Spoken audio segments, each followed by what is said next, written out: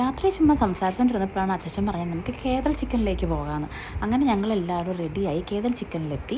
അടിപൊളിയായിരുന്നു അവിടുത്തെ ഭക്ഷണം.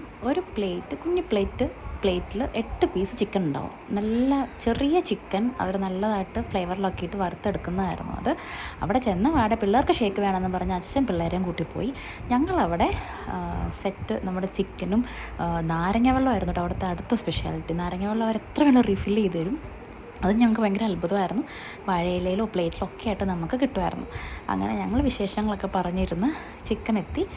ചിക്കൻ കഴിച്ച് നോക്കിയപ്പോൾ നല്ല ടേസ്റ്റ് ഉണ്ടായിരുന്നു. നല്ല തിരക്കുണ്ടായിരുന്നു കേട്ടോ ഹോട്ടലിൽ. രാത്രി 9:30 ആയിരുന്നു ഞങ്ങൾ എത്തിയപ്പം.